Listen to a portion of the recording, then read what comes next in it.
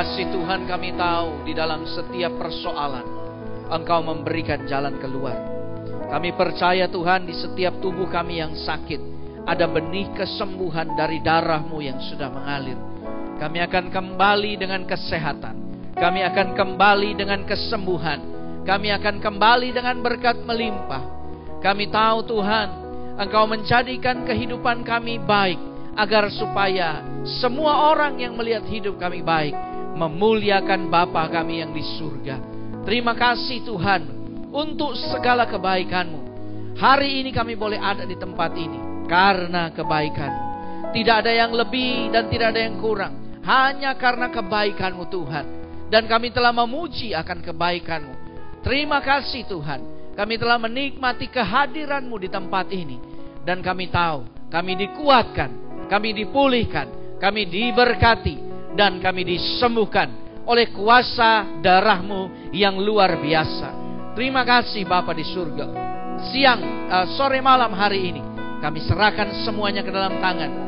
Firman ini biar menjadi pedang yang bermata dua, berguna bagi yang menjelaskannya dan berguna bagi yang mendengarkannya, sehingga kami semua diberkati di dalam nama-Mu yang kudus. Semua yang percaya siap terima firman Tuhan bersama saya katakan amin. Berikan tepuk tangan yang meriah buat Allah yang baik. Silakan duduk saudara. Shalom. Shalom. Beri salam kiri kananmu, katakan engkau akan diberkati sore malam hari ini. Haleluya. Haleluya. Haleluya. Saudara, Tuhan memberkati hidup kita agar supaya namanya dimuliakan. Jadi kalau hidup kita diberkati, tujuan utamanya adalah agar orang melihat bahwa Tuhan mampu memberkati hidup kita. Jika kita disembuhkan, maka orang lain melihat bahwa Allah itu sanggup menyembuhkan. Dan itu akan menjadi sesuatu yang indah. Saudara boleh memulai kehidupan saudara dari latar belakang yang bermacam-macam. Saudara bisa mulai itu dari seorang cleaning service. Tetapi jika saudara setia di dalamnya, Tuhan akan mengangkat saudara menjadi lebih tinggi. Dan disitulah orang akan melihat dan belajar dan berkata, dulu dia cleaning service. Tetapi karena dia setia dan karena dia takut akan Tuhan, maka hari ini dia bisa menduduki posisi itu. Dan itulah tujuan Tuhan, mengubahkan kehidupan setiap orang agar kehidupan orang lain yang belum berubah melihat kehidupan yang berubah, dapat menerima Tuhan dan mendapatkan kasih karunia Tuhan dalam hidupnya. Ada banyak pengertian yang keliru dalam kekristenan, yang pada akhirnya menjadikan Tuhan seakan-akan sebagai mesin ATM kalau dia kurang uang. Menjadikan Tuhan sebagai biro jodoh ketika dia membutuhkan. Menjadikan Tuhan sebagai tambal butuh, ban serep kalau ban utamanya kempes. Saudara, itu sebabnya jarang sekali terjadi pencapaian di dalam kehidupan. Sebab orang tidak mengerti tujuan Tuhan di dalam kehidupannya. Tujuan Tuhan memberkati, tujuan Tuhan menyembuhkan, tujuan Tuhan apa tujuannya? Nah, saudaraku sekalian, pencapaian dalam hidup adalah hal yang indah. Saudara, mari kita perhatikan Kidung Agung Fatsal 2. Kita baca mulai ayat yang ke-10 sampai ayat yang ke-15. Kidung Agung Fatsal 2 ayat yang ke-10 sampai 15. Saya bacakan atau mari baca sama-sama. Ini masih Valentine, jadi ini ayat yang bagus sekali, supaya yang pria terbiasa memanggil kekasihnya dengan panggilan yang mesra dan baik, yang perempuan juga akan terbiasa memanggil kekasihnya dengan panggilan yang baik. Oke, nyendak kurang panggil ngana-ngana kita. Oke, nah mari sama-sama kita baca 2, 3. Kekasihku mulai berbicara kepadaku, bangunlah manisku, jelitaku, marilah. Stop dulu. Rasanya kok manisku, jelitaku, rasanya kok membiasakan diri untuk berucap sesuatu yang manis, itu akan membuat diri kita manis. Kadang-kadang kita malu, saudara, karena kita orang Asia, ngucapin sesuatu yang yang mesra, yang baik itu rasanya kok ndak laki-laki lah kalau laki-laki. Yang perempuan, alah kelihatan perempuan lemah. Enggak sama sekali saudara. Kemampuan untuk berbicara dengan baik dan lembut adalah kekuatan. Katakan amin. Oke, lanjut ayat 10. 2, 3. Kekasihku mulai berbicara kepadaku. Bangunlah manisku, jelitaku, marilah. Ayo 11. Karena lihatlah, musim dingin telah lewat, hujan telah berhenti dan sudah berlalu. Di ladang telah nampak bunga-bunga. Tibalah musim memangkas. Bunyi tekukur terdengar di tanah kita. 13. Pohon ara mulai berbuah dan bunga pohon anggur semerbak baunya. Bangunlah manisku, jelitaku, marilah. Oke, 14. Merpatiku di celah-celah batu, di persembunyian lereng-lereng gunung. Perlihatkanlah wajahmu, perdengarkanlah suaramu, sebab merdu suaramu dan elok wajahmu. Tangkaplah bagi kami rubah-rubah itu, rubah-rubah yang kecil yang merusak kebun-kebun anggur, kebun-kebun anggur kami yang sedang berbunga. Saudara, Kidung Agung adalah sebuah kitab yang menggambarkan hubungan antara Allah dan gerejanya, yaitu saudara dan saya. Di mana dia menjadi seperti Salomo atau mempelai prianya, dan saudara dan saya menjadi Selomit, yaitu mempelai wanitanya. Dan saudara, sebuah hubungan cinta yang sangat indah, penuh romantisme, penuh kemesraan, penuh gelora asmara, penuh hasrat. Kalau saudara membaca kitab Kidung Agung, maka saudara akan melihat sebuah hasrat yang paling tersembunyi, yang paling tidak pernah dibicarakan oleh manusia, itu diucapkan oleh Salomo. Sesuatu yang luar biasa jika kita bisa mengungkapkan isi hati kita. Nah, tapi saudara, dari kisah ini kita bisa melihat bahwa Tuhan berkata kepada kita, sudah waktunya kita menuai. Katakan amin. Tuhan membangunkan gerejanya, saudara dan saya. Sudah waktunya engkau menuai. Begitu susah payah engkau menabur, begitu bersusah payah engkau menjaga taburanmu, begitu susah payah engkau menjaga semuanya. Sudah waktunya engkau menuai.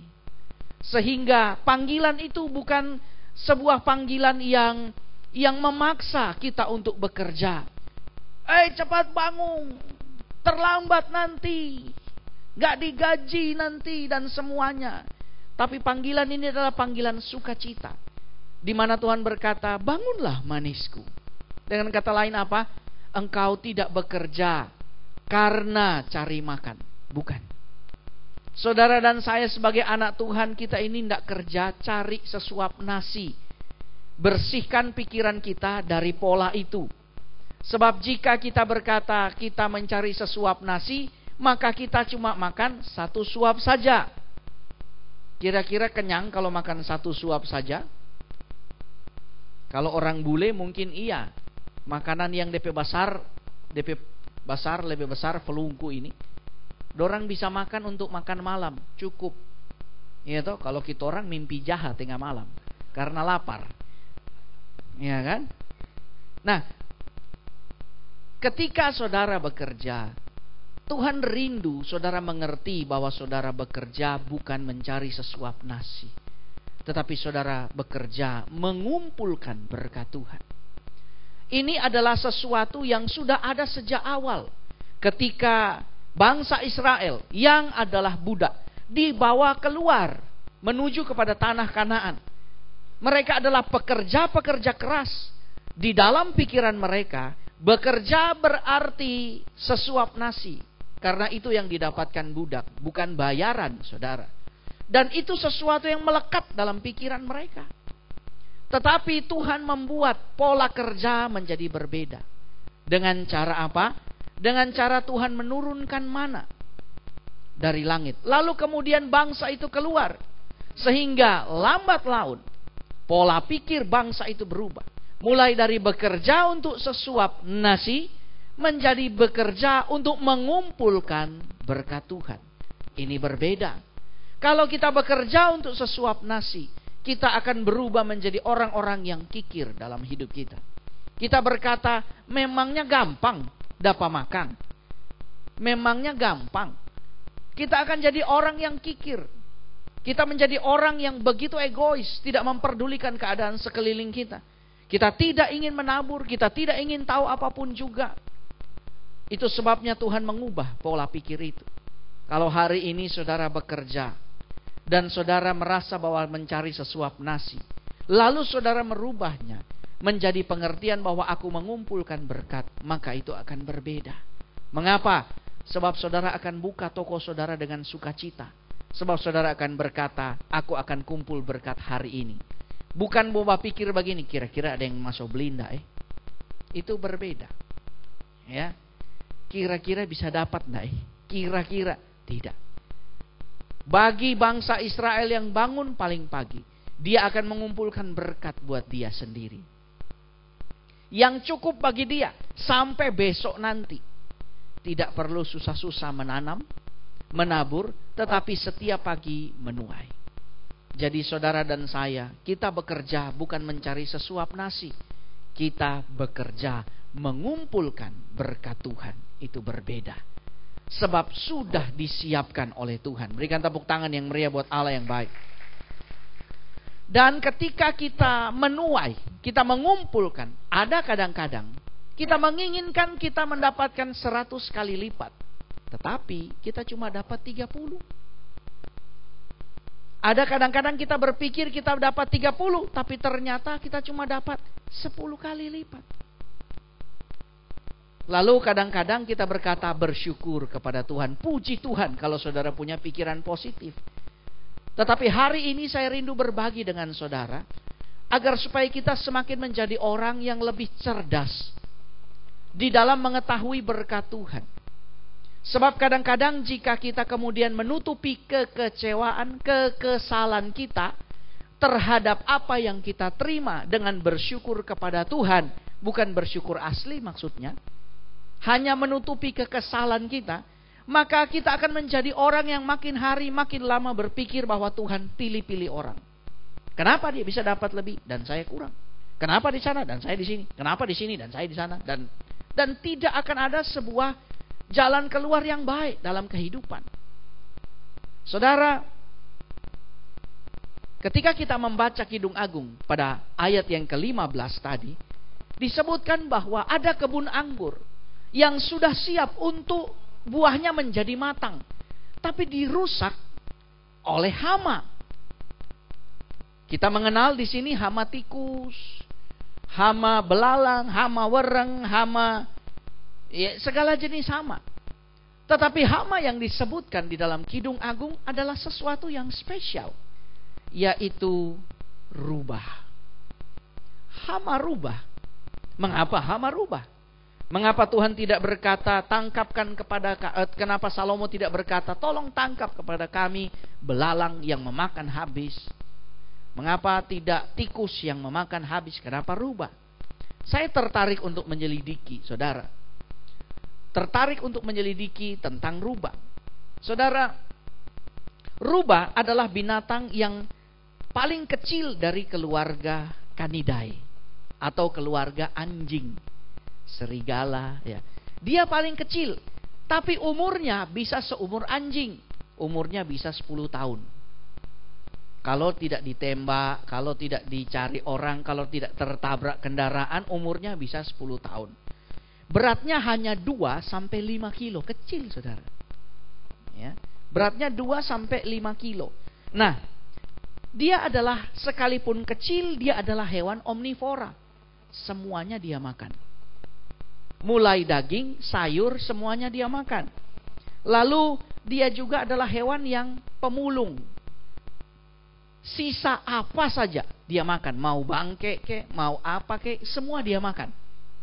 Ya. Mau apalagi semua dia makan. Lalu kemudian dia selalu ada di daerah habitat manusia. Ada di sekitar hidup kita. Mungkin di Indonesia jarang ya. Di Indonesia kita kenal musang. Di Surabaya saya masih ketemu musang, saudara.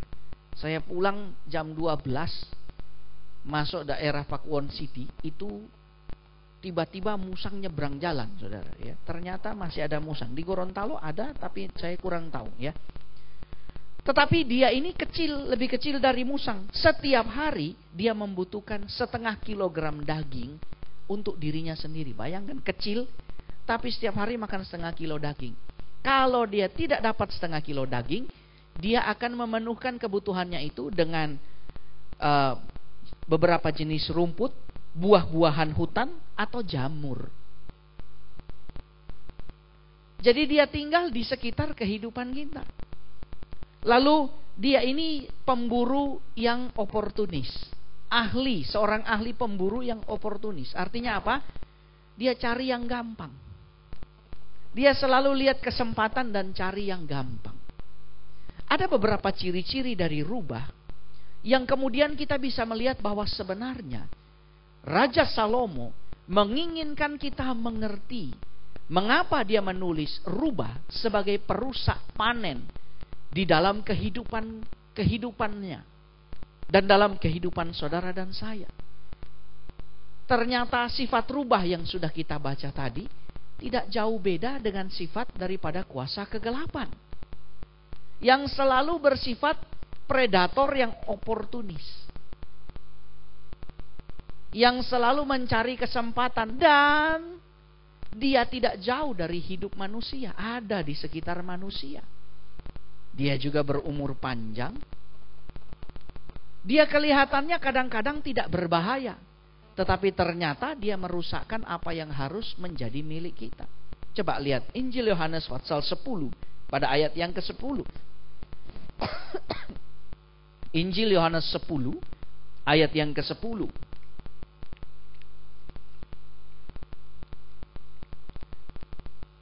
Mari kita baca bersama-sama. 2, 3. Pencuri datang hanya untuk mencuri dan membunuh dan membinasakan. Aku datang supaya mereka mempunyai hidup dan mempunyainya dalam segala kelimpahan. Tepuk tangan yang meriah buat Allah yang baik. Tuhan menjanjikan hidup kita bukan hanya hidup dan bisa makan saja, tetapi hidup di dalam segala kelimpahan hidup yang ada di dunia ini. Sekali lagi, Tuhan menjanjikan kita untuk hidup di dalam segala kelimpahan hidup yang tersedia di dalam dunia ini. Nah, jadi saudara, jika kadang-kadang kegagalan terjadi dalam hidup saudara dan saya, kesimpulannya adalah sering disebabkan oleh serangan langsung dari kuasa kegelapan. Dan itu semua kita tahu. Oke, coba lihat ayatnya Lukas 11 21 22. Lukas 11 ayat 21 dan 22. Dikatakan apabila seorang yang kuat dan lengkap bersenjata menjaga rumahnya sendiri, maka amanlah segala miliknya. Tetapi jika seorang yang lebih kuat daripadanya menyerang dan mengalahkannya, maka orang itu akan merampas perlengkapan senjata yang diandalkannya dan akan membagi-bagikan rampasannya. Iblis dapat menyerang kita secara langsung sebab kita terlihat lemah. Sekali lagi, iblis dapat menyerang saudara dan saya secara langsung, frontal, tidak pakai tedeng aling-aling, karena dia tahu dan dia lihat kita lemah. Tetapi dia akan mencuri apa yang ada pada hidup kita, sebab dia tahu kita kuat. Coba lihat 1 Korintus 10 ayat 12. 1 Korintus 10 ayat yang ke-12. Mari baca sama-sama. 2, 3. Sebab itu, siapa yang menyangka bahwa ia teguh berdiri, hati-hatilah supaya ia jangan jatuh. Jadi iblis menggunakan berbagai macam cara, sama seperti rubah itu. Jika dia menyerang binatang yang lebih besar dari dia tidak akan menyerang secara langsung. Dia akan mencoba mencuri apa yang dimiliki oleh binatang itu. Ada banyak kita sebagai anak Tuhan lupa dan merasa diri cukup kuat, sehingga kita jatuh tanpa kita sadari. Kita rasa kita menjadi orang yang mapan, kita menjadi orang yang rajin berdoa, kita menjadi orang yang rajin pergi ke gereja, kita tidak kurang apa-apa, kita merasa kita kuat. Dan kita lupa bahwa serangan iblis, jika dia lihat kita memang kuat, dia akan mencuri. Dia akan mencuri damai sejahtera kita dengan cara yang sangat simpel, yaitu dengan apa? Dengan isu. Isu sedikit saja kita kehilangan damai sejahtera. Kalau bukan isu, prasangka. Dia curi kita lewat prasangka. Sudah 2 minggu suami selalu pulangnya malam karena di kantor ada lemburan. Ada prasangka. Dari mana prasangka itu? Tanpa disadari iblis bisa di telinga. Ngana mesti hati-hati, jangan bodoh. Cerdik seperti ular, ya tulus seperti merpati. Iya kan? Jangan cuma tulus terus, mesti cerdik, ngana mesti. Ketika kita termakan, maka damai sejahtera kita hilang. Begitu suami berangkat, kita tanya lebih dulu. Mau pulang malam lengana? Nah, sudah. Oh, mau pulang malam. Oh, iya. Kita mulai cari tahu kiri kanan. Apa betul dia lemburan? Siapa teman yang paling dekat? Kita mulai cari tahu apa betul, ya. Dan sepanjang hari kita kehilangan damai sejahtera. Tidak masalah saudara mengecek pasangan saudara, tetapi jika ada prasangka, maka kita telah tercuri. Oke. Nah, saudara, jadi seringkali kalau kita lihat iblis itu bisa mencuri, jadi seringkali kegagalan tidak disebabkan oleh hal-hal yang besar yang kita takutkan. Tetapi paling sering kegagalan, ketidakpencapaian terhadap sesuatu terjadi dalam hidup orang percaya justru lewat hal-hal kecil yang kita sepelekan. Yang kita anggap Allah nggak ada pengaruhnya, yang kita Allah apa itu nggak ada manfaatnya. Ya tidak jadi baik juga tidak jadi buruk kalau saya pertahankan. Tidak ada. Nah, mari saudara. Coba lihat ayatnya di dalam Injil Lukas pasal 16 pada ayatnya yang ke-10. Injil Lukas pasal 16 pada ayat yang ke-10. Lukas 16 ayat 10. Barang siapa setia dalam perkara-perkara kecil, ia setia juga dalam perkara-perkara besar. Mari baca sama-sama. 2, 3. Dan barang siapa tidak benar dalam perkara-perkara kecil, ia tidak benar juga dalam perkara-perkara besar. Ini bukan tentang keberhasilan kita nanti, tapi coba, adakah dalam diri kita menyepelekan perkara-perkara kecil sehingga keberhasilan kita tertunda? Nah, kira-kira perkara-perkara kecil seperti apa yang dapat mempengaruhi? Tolong diganti gambarnya. Iya. Perkara-perkara kecil apa yang dapat mempengaruhi kegagalan dalam kehidupan kita? Seperti apa perkara itu? Mari coba buka di dalam 1 Korintus pasal 10 ayat 12. Ayat yang sudah kita baca tadi. Sekali lagi mari kita baca. Saya akan menjelaskan ini lebih baik. 2, 3. Sebab itu, barang siapa yang menyangka bahwa ia teguh berdiri, hati-hatilah supaya ia jangan jatuh. Ini bukan berarti kita harus jadi orang yang terus merasa lemah. Bukan. Ini bukan berarti kita menjadi orang yang serba terlalu berhati-hati. Awas, awas, bye-bye, jangan iblis mau serang. Awas, bye-bye. Saudara yang memuliakan nama iblis kalau begitu. Ya, ada orang yang 3 dimensi, tidak pernah injak tanah, sesadiki kurang penglihatan. Sesadiki kurang, kenapa ini? Maksud Tuhan bukan itu. Maksud Tuhan itu apa? Kita menjadi orang yang mengerti batasan di dalam diri kita. Kita menjadi orang yang berjaga-jaga. 70% kalau tidak salah kecelakaan di Afghanistan, Bangladesh, India itu tidak berada pada kecelakaan pada kecepatan tinggi, justru pada kecepatan rendah. Aneh. Baru akhirnya mereka menyimpulkan bukan persoalan kecepatannya, tetapi bagaimana menggunakan alat transportasi itu. Apa mereka cukup berjaga-jaga atau tidak? Jadi kalau saudara naik ojek di India, saudara tanya berapa orang boleh naik ini ojek, pasti tukang ojek bilang masih boleh 1 lagi. Silakan hitung orangnya, saudara ya. Segitu banyaknya. Lari 30 pun kalau jatuh pasti mati. Karena model begitu. Nah, hidup kita kadang-kadang seperti itu. Kita menganggap ini perkara kecil. Lari tidak laju, ya kan? Ini perkara kecil, saudara. Daud di dalam Mazmur pasal 41 ayat yang ketiga, Daud tahu betul.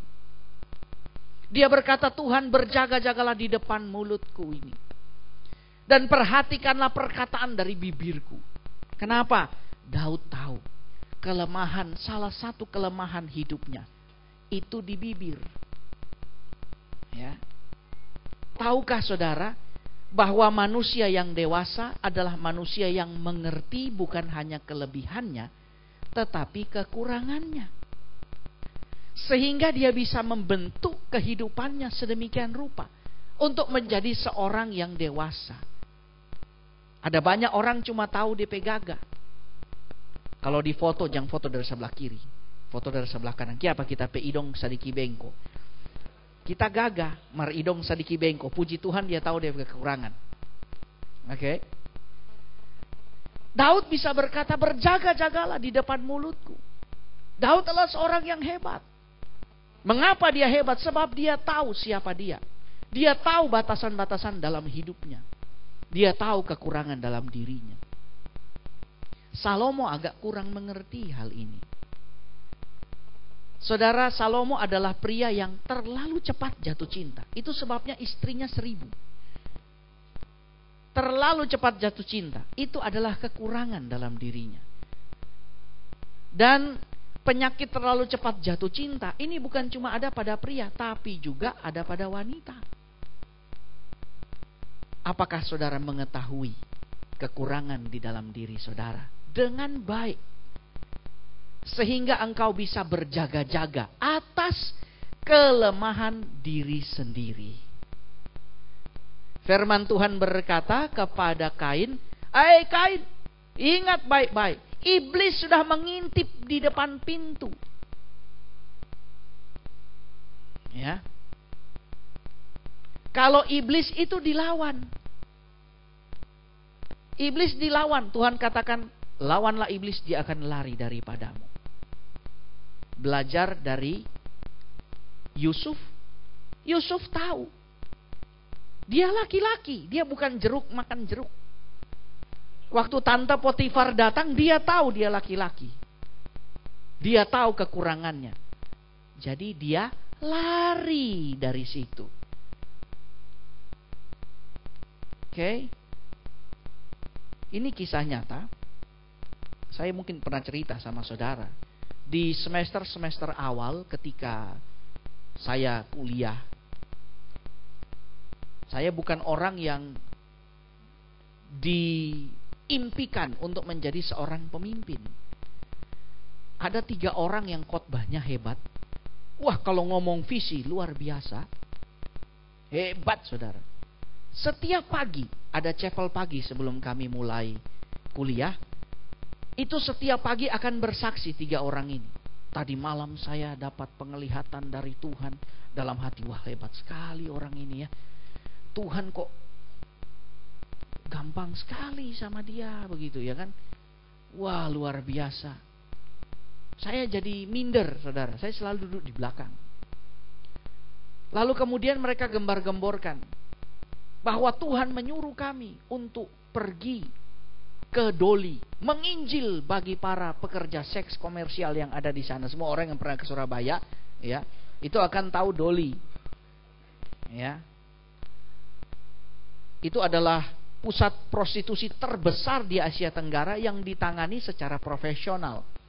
Jadi belum tentu orang yang lewat jalan itu mau jajan belanja di situ, tidak. Kebanyakan orang yang pesiar ke Surabaya diajak lewat jalan itu untuk lihat prostitusi terbesar di Asia Tenggara. Nah, mereka berkata, wah dapat mimpi, dapat Tuhan suruh, Tuhan ini begini-begini. Sudah. Begitu mereka jalankan misinya mereka, belum juga sebulan, baru 3 minggu. Kepala asrama bilang begini, so ndak pulang-pulang doran 3. Kenapa? Ternyata mereka bukan menginjili, diinjili di sana. Akhirnya tidak pulang-pulang. Mohon maaf saudara, sampai hari ini katanya, konon ceritanya salah satu dari mereka jadi makelarnya di situ. Khotbah bagus, hebat, ya, tapi takabur. Kalau Tuhan suruh, dia pasti kasih kekuatan. Tapi masalahnya ini nubuat atau lu buat itu yang susah. Saudara mengerti ya? Jadi saudara, mari kita mengerti batasan-batasan dalam diri kita. Dia ini rubah kecil, tetapi dia merusak hasil panen. Kalau kita takabur, ada orang punya iman, wah pokoknya mau rubah, tapi dia tidak lihat dirinya, siapa dia. Kalau Tuhan suruh, pasti Tuhan kasih kekuatan. Tapi kalau Tuhan tidak suruh, jangan coba-coba. Ya. Tidak berjaga-jaga. Kadang-kadang ada hal-hal kecil juga yang lain. Saya baru tahu bahwa ada orang yang tidak berhasil menjual produknya karena kebiasaan meludahnya dia itu. Begitu ketemu klien, produknya nggak diterima. Karena apa? Rubah kecilnya ada di dalam hidupnya, di sekitar hidupnya, menggerogoti pelan-pelan. Dianggap itu adalah kebiasaan yang lumrah, normal. Mohon maaf, saudara yang pernah pergi ke Cina, saudara pasti akan tahu kebiasaan di sana. Jadi saudara jangan, di Indonesia saudara jangan pikir orang di Cina itu bersih-bersih, bagus-bagus. Coba masuk pada PWC umum saudara, flow di dalam situ. Oke? Kita masih lebih bersih saudara. Ya. Kebiasaan, bahkan saudara tahu WC umum dirombak dan dijadikan lebih modern kapan? Pada waktu Olimpiade Beijing. Sebelum itu enggak. Mohon maaf saudara ya, itu tai tafiaro dari muka pintu sampai di dalang-dalang. Betul saya bilang ini. Pagi-pagi ya, kalau saudara lihat pagi-pagi itu tanta-tanta, om-om, DP nyong-nyong, DP nona-nona. Bangun pagi-pagi, dorang pasti bawa pispot yang so penuh. Karena di rumah-rumah mereka tidak punya WC. Jamban tidak punya. Semua bawa itu. Pergi di WC umum, tumpah, tuek. Yang pernah ikut tur Cina tidak pernah tahu itu toh. Nah iya. Yang pernah ikut tur Cina kan dia kasih lihat, oh ini gagah. Yang ini, nah, coba masuk di ganggang.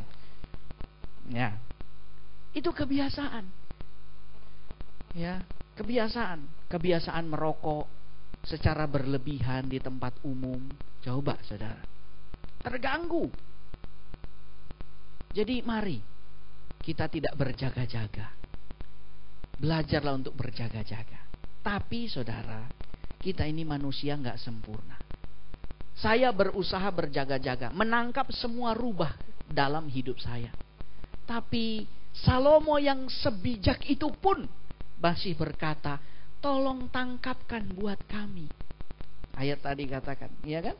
Tangkapkan buat kami rubah itu. Bagaimana kita tahu kekurangan-kekurangan kecil yang bisa mengakibatkan kegagalan dalam hidup kita? Minta tolong orang lain yang tangkapkan. Seperti apa? Saudara bisa tahu kekurangan saudara? Tanya pada orang terdekat. Yang suami tanya sama istri, kurangnya saya itu apa sih?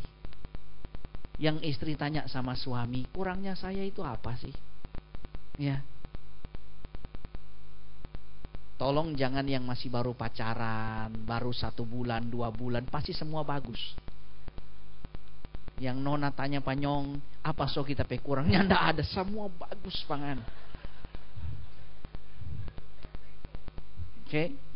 Tapi kalau sudah mau nikah, saudara patut tanyakan itu. Mengapa?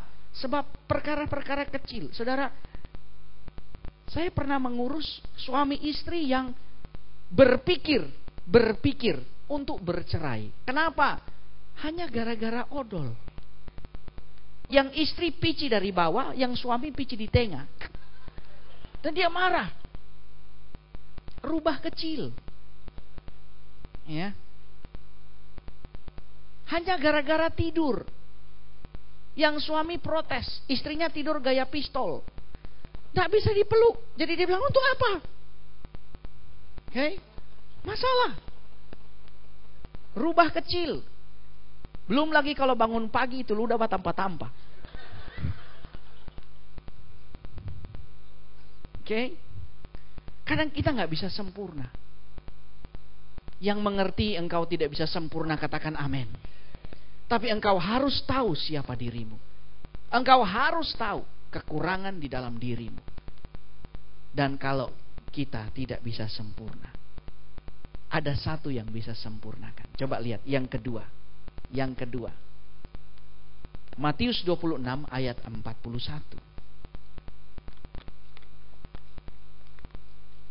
Mari baca bersama-sama. 2, 3. Berjaga-jagalah dan berdoalah supaya kamu jangan jatuh ke dalam pencobaan. Roh memang penurut, tetapi daging lemah. Kita tidak cuma berjaga-jaga, tetapi kita harus terbiasa berdoa. Kita harus terbiasa berdoa. Rubah kecil dalam hidup kita adalah juga tidak terbiasa berdoa. Bagaimana hidup kita bisa dirubah? Bagaimana hal kecil dalam hidup kita bisa dirubah? Jika kita tidak terbiasa berdoa. Saya ajak saudara untuk menjadi seorang yang berdoa. Bukan hanya beribadah, tetapi memiliki hubungan dengan Tuhan. Sebab kekristenan bukan agama, sekali lagi. Agama itu bercerita bagaimana manusia mencari Tuhan. Tetapi kekristenan tidak berbicara tentang manusia yang mencari Tuhan, yaitu Tuhan yang mencari saudara dan saya. Maukah saudara membuka dirimu berdoa? Agar supaya ini sudah musim menuai. Agar supaya rubah-rubah kecil itu tidak merusak apa yang harus kita panenkan. Tidak merusak apa yang harus dipanenkan. Saya punya banyak cerita tentang kekurangan diri. Dan jika kita tambah nggak berdoa, kita tidak terbiasa berdoa. Kita hanya terbiasa datang ke gereja saja dan menikmati beribadah seperti biasanya. Maka perubahan akan terlalu lambat terjadi pada hidup kita. Itu sebabnya jangan heran kalau kadang-kadang ada orang yang sangat cepat diberkati, ada orang yang kurang diberkati. Tidak terbiasa untuk berdoa. Mari, Tuhan ingin kita menjadi pribadi yang mengutamakan kerohanian dalam hidup kita. Kenapa? Sebab berdoa ini adalah perkara kecil. Bukan begitu? Berdoa sebenarnya perkara kecil. Kenapa? Karena bisa dilakukan di mana saja. Kapan saja, di mana saja, apapun keadaannya. Dia seperti sebuah barang yang biasa saja. Seperti sebuah barang kecil. Saudara, barang yang kecil saya ambil contoh itu misalnya jepit rambut. Saudara bisa masukkan itu dalam kantong. Di dalam keadaan apa saja, pergi kemana saja, di mana saja, dia akan tetap ada di kantong. Karena dia barang kecil yang mudah dibawa kemana-mana. Kadang-kadang doa menjadi hal yang seperti ini. Dan kemudian kita sepelekan. Maka kebiasaan untuk tidak berdoa berubah menjadi rubah yang merusak hidup kita.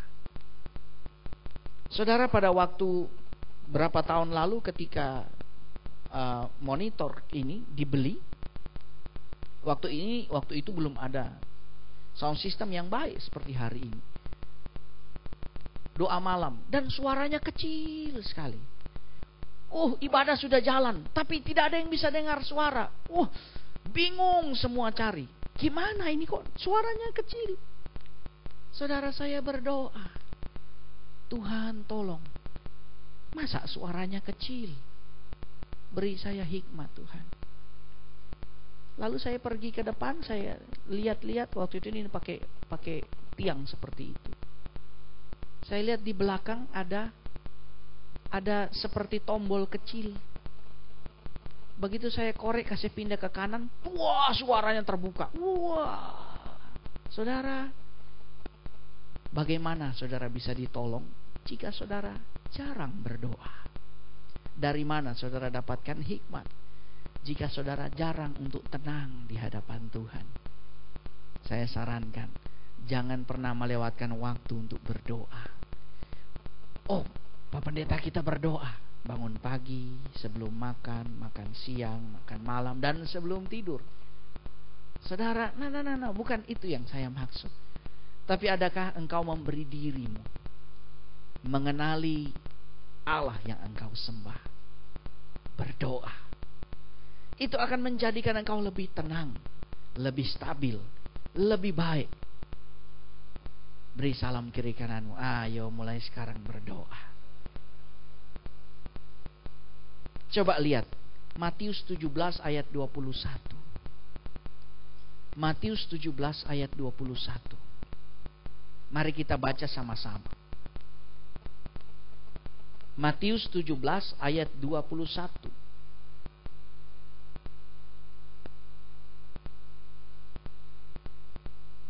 2, 3. Jenis ini tidak dapat diusir kecuali dengan berdoa dan berpuasa.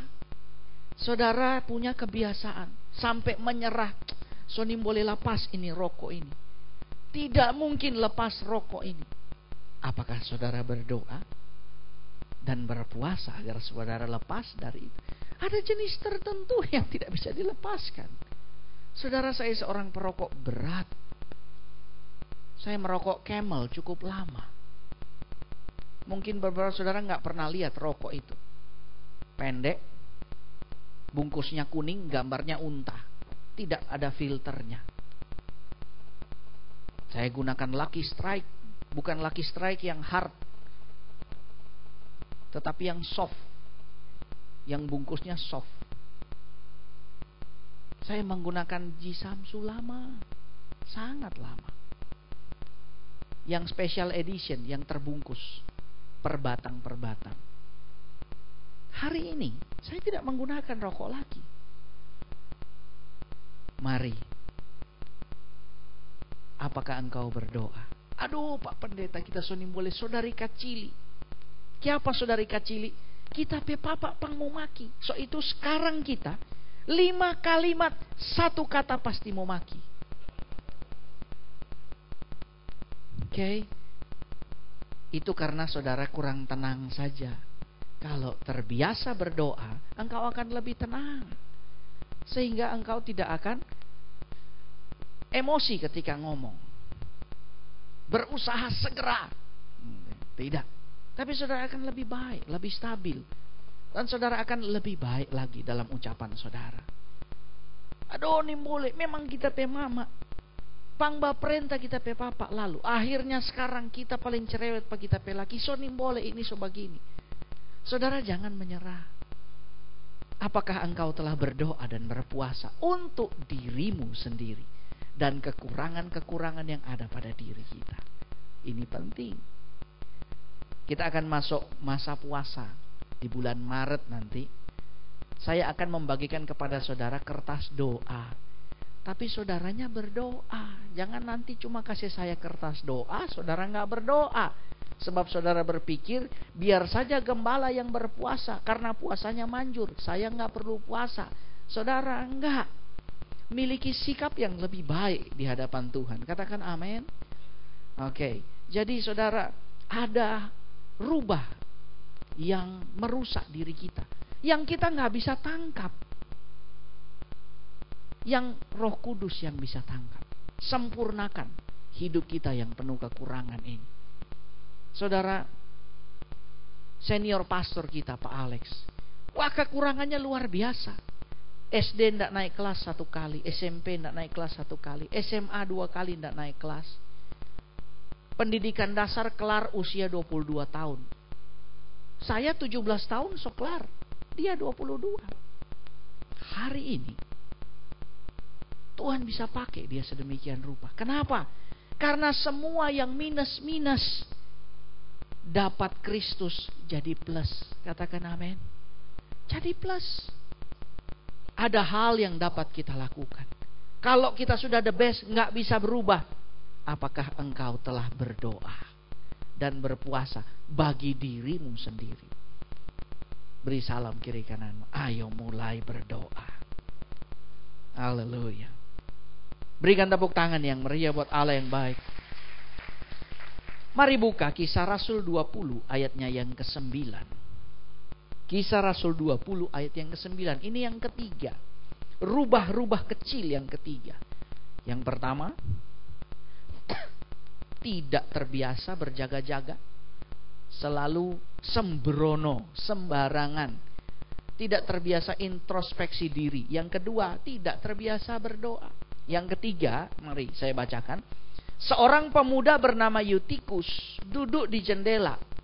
Karena Paulus amat lama ya berbicara, khotbahnya panjang sekali.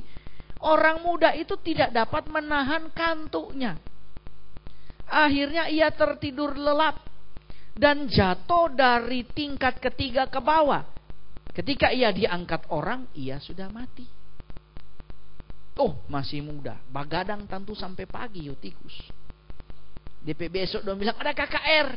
Di mana? Di rumah sana. Berapa? Lantai 3. Full. Begitu orang masuk so terlambat. Full. Tidak ada tempat duduk. Akhirnya duduk di pinggir jendela. Tapi karena tidak fokus, maka gagal. Jadi kalau saudara bertanya mengapa saya gagal, mungkin ini salah satu jawabannya. Karena saya kurang fokus dan kurang tekun. Terlalu cepat bosan.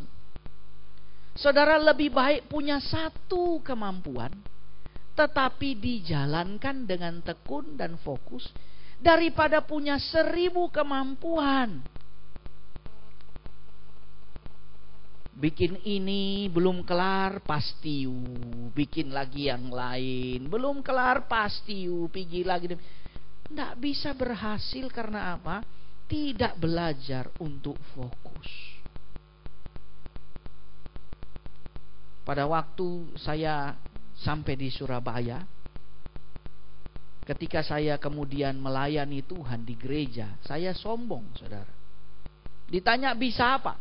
Saya bilang, kamu mau suruh saya main apa? Karena saya bisa main bass, saya bisa main drum, saya bisa main gitar. Sedikit-sedikit saya bisa tahu keyboard, walaupun hanya 1-2 kunci. Jadi bagi saya, saya orang serba bisa. Tapi tahukah saudara? Ternyata saya tidak fokus. Dan akhirnya drum saya seadanya, bass saya main seadanya, semuanya seadanya. Semua bisa, tapi seadanya. Tidak dipakai. Tidak ahli. Ya. Sampai hanya saya milih, oke, saya main drum. Dan saya belajar lagi. Dan saya fokus di situ. Baru saya melayani. Kadang-kadang kita dikasih Tuhan multi talenta, tapi gak bisa fokus. Makanya hidup gak bisa berhasil. Sudah waktunya menuai, tapi rubah ada dalam hidup kita. Dan itu tidak bisa kalau saudara tidak bisa fokus. Kembalilah ke nomor 2. Belajarlah untuk berdoa dengan fokus. Eutikus seharusnya dia bisa berubah. KKR dari seorang penginjil yang paling luar biasa yang pernah ada di bumi ini, Rasul Paulus. Seorang pengkhotbah yang luar biasa, tapi karena tidak biasa fokus, biarlah itu khotbah malaikat yang bicara. Kalau tidak biasa fokus, tetap jatuh. Oke, dengan kata lain, biarlah itu uang malaikat yang datang pikul kong kasih, ini ngana mulai bisnis. Tapi kalau tidak pernah bisa fokus dalam satu bisnis, uang juga habis. Yang mengerti katakan amin. Fokus. Dengan kata lain, apa yang ada pada tanganmu? Tuhan mengajarkan kepada Musa untuk menjadi orang yang fokus. Ketika Musa berkata, aku gak punya apa-apa, Tuhan katakan apa? Apa yang ada pada tanganmu? Fokus itu. Karena aku mau pakai itu dari tanganmu. Jangan cari dari mana-mana. Apa yang ada di tanganmu? Fokus di situ. Dan dia berhasil. Hari ini saudara dan saya tidak miskin. Cuma mungkin kadang-kadang kita gak fokus, gak tekun. Semakin kita punya tantangan, maka sebenarnya kemenangan itu semakin berarti. Tapi kadang-kadang kita gak jadi tekun. Biar Jo, semua bagi Allah, biar Jo. Dan kita berharap, di luar sana masih ada yang lebih baik. Di luar sana ada yang lebih baik. Saudara, beberapa hal di dalam rumah tangga saya menemukan hal yang sama. 2 dari 3 pernikahan kembali akan berakhir sama. Kenapa? Sebab orang yang sama, yang telah gagal pernikahannya di awal, ketika dia menikah kembali, dia tidak fokus memperbaiki apa yang seharusnya dia perbaiki dalam hubungan itu. Sehingga ketika satu hal terjadi, dia kemudian mulai berpikir, di luar sana ada yang lebih baik. Di luar sana ada yang lebih baik, sana lebih bagus, sana lebih bagus. Saudara, Tuhan berkata, apa yang ada pada tanganmu Musa? Pakai itu. Dengan kata lain, dari hal yang paling buruk, biar Musa nyandak pegang tongkat, biar cuma ada sarpet di leher deng suar. Tuhan bilang, apa yang ada di leher? Sarpet, Tuhan pakai itu sarpet. Bukan begitu saudara. 40 tahun Musa pegang kayu yang sama, yang hanya dia gunakan untuk menarik domba dan semuanya, untuk pekerjaan yang paling buruk. Tapi Tuhan mau dia fokus. Apa yang sedang menjadi pekerjaanmu hari ini? Apa engkau anggap itu buruk? Mungkin karena engkau kurang fokus. Coba fokus di situ. Saudara, beberapa kawan saya berkata, khotbahmu makin hari makin bagus. Saya ingat kembali ketika saya kuliah, homiletik saya E, 3 kali ulang E, mana bisa jadi pendeta? Homiletik itu ilmu berkhotbah. Itu kuncinya jadi hamba Tuhan. Orang mau dengar apa dari saya? Mau dengar nasihat? Nah, mau dengar firman Tuhan. Kalau hari ini bisa, karena saya belajar untuk fokus. Belajar untuk memfokuskan diri. Belajar firman Tuhan. Memfokuskan diri, menyampaikan itu dengan lebih baik. Saudara, Tuhan mencintai orang yang bisa fokus. Dia akan memberkati kita kalau kita fokus. Tepuk tangan yang meriah buat Allah yang baik. Mari bangkit berdiri bersama-sama. Apapun yang terjadi dalam hidupku ini, Tak pernah ku ragukan janji-Mu Tuhan. Lewat gunung yang tinggi, dalam lembah yang curam, tak pernah ku ragukan kasih-Mu Tuhan. Kau berfirman dan sembuhkanku, Kau bersabda dan selamatkanku. Tiada yang mustahil bagimu, Yesus, ku percaya padamu. Mari jemaat sendiri katakan, apapun.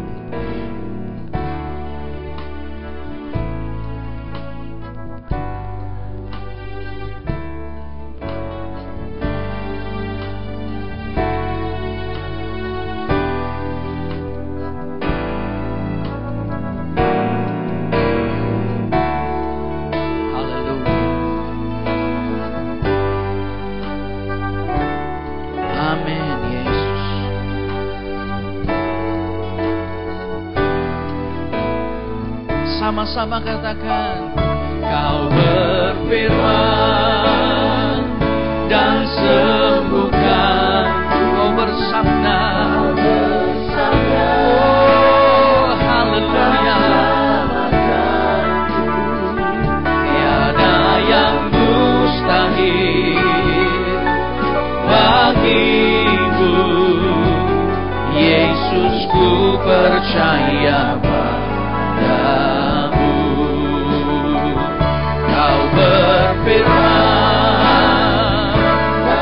Mari kita mau angkat tangan sama-sama, haleluya, haleluya. Tiada yang mustahil bagimu, Yesus, ku percaya padamu. Saudara, kita layak dapat 100 kali ganda. Saudara layak dapat 100 kali ganda. Tuhan ingin engkau dapat 100 kali ganda. Sebab itu mari perbaiki. Tangkap semua rubah yang merusak hasil panenan itu. Perbaiki hal-hal kecil yang kita anggap tidak punya efek, tapi sebenarnya punya efek yang besar, yang mengakibatkan banyak hal dalam hidup kita gagal. Mari, kalaupun kita tidak bisa jadi sempurna, apakah engkau telah berdoa untuk hal itu? Berdoalah bagi dirimu. Kadang-kadang kita berdoa, Tuhan, aku minta diberkati, aku minta hidupku sukses, aku minta. Saudara, Tuhan mau engkau sukses. Tuhan punya rencana agar hidupmu sukses. Hari ini mari berdoa, Tuhan, aku punya kekurangan ini loh Tuhan. A, B, C, D, E. Tuhan, aku mau ini berubah. Dan Tuhan berjanji. Tuhan berjanji. Semua yang ada dalam Kristus adalah ciptaan baru. Yang lama sudah berlalu, yang baru sudah datang. Percayalah engkau bahwa hidupmu dibaharui oleh Tuhan. Kenakanlah pola pikir yang baru, cara yang baru, semuanya yang baru. Nama Tuhan dimuliakan atas hidupmu. Dan fokus pada apa yang kau kerjakan. Jangan engkau melihat apakah ini menguntungkan atau tidak. Tetapi jika engkau fokus, engkau akan mendapatkan keuntungan di dalamnya. Tuhan akan memberkati engkau sebab engkau fokus. Sebab ketika engkau fokus, maka engkau sedang bersyukur atas apa yang Tuhan berikan dalam hidupmu. Keberhasilan kita adalah sejauh fokus kita kepada apa yang sedang kita lakukan. Mari buka tangan. Mari sembah Tuhan dalam roh. Belajar untuk fokus sore ini kepada Roh Kudus. Jangan pedulikan kiri kananmu, sembah Tuhan. Ora matakana lama sandara labaya sikiara labar. Irama patakana masandara labaya syabara labara labara labara. Bersihkan pikiranmu dari hal-hal yang tidak mungkin dan mulai pandang Tuhan. Angkat suara sembah Dia. Siamara labaya sandara namaya si. Yamara labara labaya syabara labaya sandara. Oh, haleluya. Haleluya.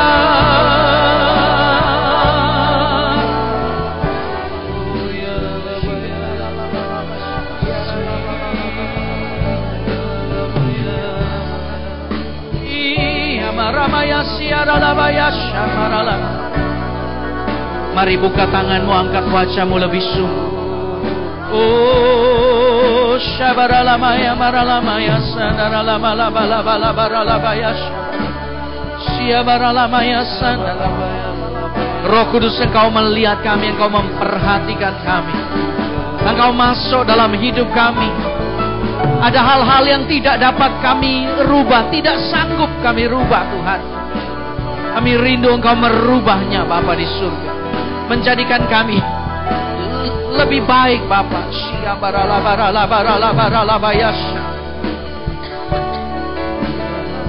Oh, haleluya.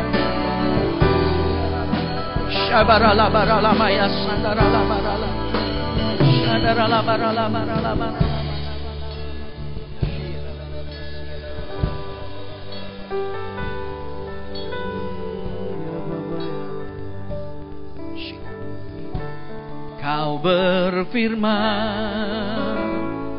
dan sembuhkanku. Kau bersabda dan selamatkanku. Tiada yang mustahil bagimu.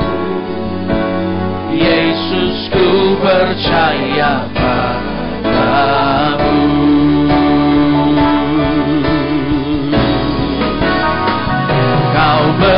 Berfirman dan sembuhkanku. Kau bersabda dan selamatkanku. Tiada yang mustahil bagimu. Yesus, ku percaya padamu. Yesus, ku percaya padamu. Haleluya. Yesus, ku percaya padamu. Berikan tepuk tangan yang meriah. Haleluya. Amin. Haleluya. Kami mau selalu menjadi orang yang berjaga-jaga, menjadi orang yang berdoa, dan membiasakan diri untuk fokus. Kami tahu ini hal yang kecil tetapi sangat sulit untuk dilakukan. Tapi kami tahu ada kekuatan bersama dengan kami yang memampukan kami menyukseskan apa yang seharusnya kami lakukan dalam hidup kami. Terpujilah Engkau Bapa di surga. Dalam nama Yesus, semua yang percaya bersama saya katakan amin. Berikan tepuk tangan yang meriah buat Allah yang baik. Amin. Haleluya. Katakan, Tuhan Yesus yang cinta saya, kirangkan, senangkan hidupku. Oleh cintanya pada saya, damai senang dan kekal di hatiku. Dia pimpinku jadi kaya, beriku menang atas segala persoalan. Haleluya.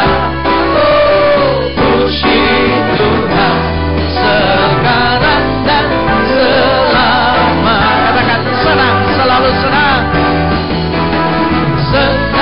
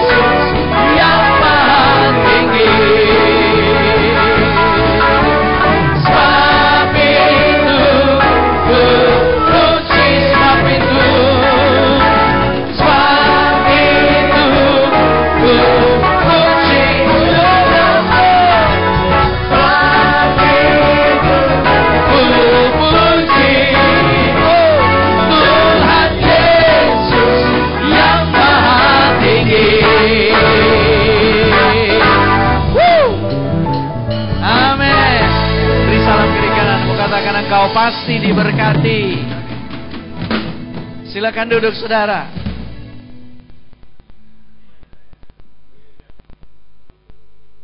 Berapa banyak diberkati Tuhan, lambaikan tangan. Amin. Berikan kemuliaan yang terbaik buat Tuhan. Haleluya. Saya undang petugas ke depan dan kita akan berikan persembahan untuk pembangunan. Silakan. Saudara, kita masih tetap pengumpulan buah sulung. Jadi buat saudara yang mau menabur, mau memberikan persembahan buah sulung, ada amplop persembahan buah sulung. Saudara bisa mengisi persembahan saudara dalam amplop itu, tulis nama saudara juga nomor handphone saudara. Mari kita berdoa. Bapa, kami mengucap syukur, Engkau Allah yang luar biasa. Terima kasih buat firman yang luar biasa memberkati kami pada sore malam hari ini. Bapa, kami semua bersatu hati memberkati gembala kami, biar Engkau berikan kesehatan yang sempurna, memberkati keluarganya, perlindungan-Mu sempurna dalam kehidupan mereka. Biar tambahkan hikmat-Mu tercurah berlimpah-limpah dalam setiap pelayanannya. Nama Tuhan semakin dipermuliakan. Terima kasih Tuhan, kami akan memberikan persembahan untuk pembangunan, persembahan CRC, korban syukur dan korban tatanan apapun yang umat bakal persembahkan saat ini Tuhan. Mari Tuhan kuduskan, Tuhan berkati dalam nama Tuhan Yesus. Haleluya. Amin. Silakan persembahan dijalankan. Saudara, mari daftarkan diri saudara sebagai anggota jemaat TFACC Betani Gorontalo. Buat saudara yang belum mengisi data formulir anggota jemaat, di dekat kotak perpuluhan belakang ada formulirnya. Saudara bisa mengisikan data diri saudara di situ dan diisi dalam kotak perpuluhan. Pengumuman yang berikut, ada leadership meeting hari Sabtu tanggal 2 Maret jam 7 malam yang akan dilayani oleh Wahyu Hanafi dari Singapura. Jadi ajaklah teman-teman saudara, keluarga saudara untuk mengikuti leadership meeting ini, dan khusus untuk seluruh pelayan Tuhan wajib hadir. Dan pengumuman yang terakhir, seperti yang sampaikan tadi, bagi yang belum memberikan persembahan buah sulung, pengumpulannya dapat dilakukan sampai dengan akhir bulan Februari. Jadi masih tetap ada pengumpulan buat saudara yang belum berkesempatan memberikan persembahan buah sulung saudara. Masih ada pengumpulan sampai akhir bulan Februari. Demikian pengumuman, Tuhan memberkati. Haleluya. Saudara, saya berharap saudara bisa mendengarkan penjelasan ini dengan seksama.